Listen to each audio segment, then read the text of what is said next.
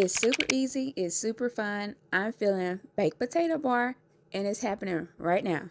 Let's get into it. Okay, first we're gonna have to start off with some thin sliced chicken breast. I'm gonna cut all the yucky stuff off and then cut each one of those in half. We're gonna shred it later, so that's why I'm cutting it in half. We're gonna wash them and then come back and put our seasonings on it.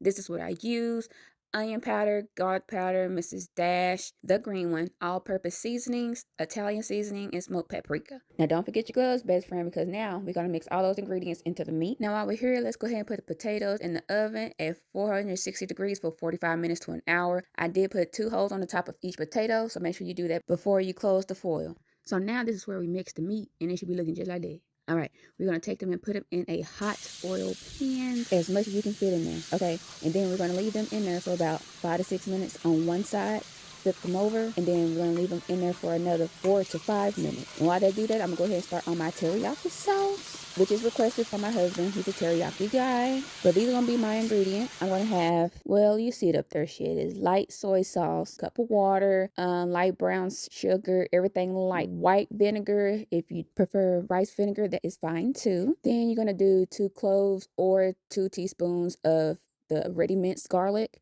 You're going to do a half a teaspoon of ginger, salt and pepper to taste, raw honey, and about 1 to 2 tablespoons of cornstarch. Make sure you mix all the ingredients very well together.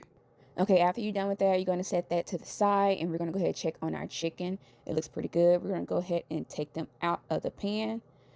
We're going to just use that same pan to put the rest of our chicken in. It should be done. All right, we're going to take those off and then set those to the side as well while we go ahead and start on our barbecue. Now, you could use just regular barbecue, but I'm going to spice mine up, okay? So I'm still use barbecue, and then I'm going to use some Worcestershire, just a smick of the liquid smoke. Trust me, it's enough. We're going to add water, garlic powder, onion powder, light brown sugar, and smoked paprika. Oh, and make sure you put some cornstarch in there too. 1 to 2 tablespoons. That's it. You just mix those really, really well because the water may take time to mix. But other than that, we're going to mix it well, and then we're going to set that off to the side along with the teriyaki sauce, and we're going to start on our bacon. For the bacon, we're just using regular bacon. I'm putting in the same skillet I did the chicken. The bacon will be for my topping on the potato. So I'm going to leave it on there for about 4 to 5 minutes on each side. It should be coming out looking like this. I'm going to take them off, set them to the side, and then I'm just going to use a paper towel to get some of the excess grease off before I start the next batch. I'm doing a whole pack of bacon because I'm pretty sure I'm not going to be the only one that's going to use my topping. And then guess what's next, y'all? We're making pico de motherfucking gallo. My freaking favorite. Baby, let me tell you, me and pico de gallo go together real bad. So what I use is 5 small tomatoes, 1 white onion, not sweet. I mean, you can use sweet if you want to. I prefer the white. A bundle of cilantro, jalapenos. It does not need to be a fresh jalapeno. You can use the jar. 2 tablespoons for mild. Add an extra in there for a kick.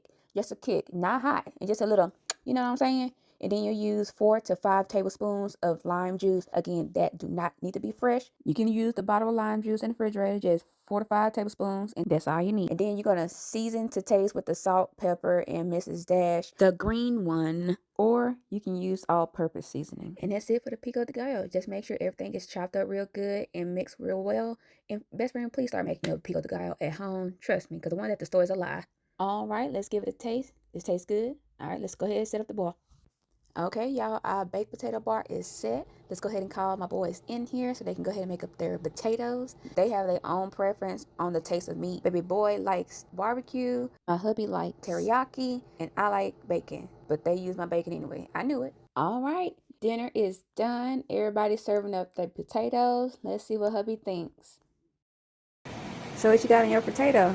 Got some teriyaki chicken, some bacon bits, some pico de gallo, a little bit of butter, some potato toppings, and some sour cream.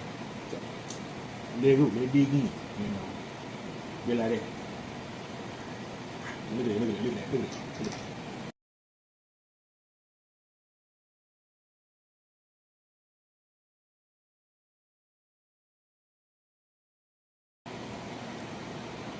Compliments to the chef.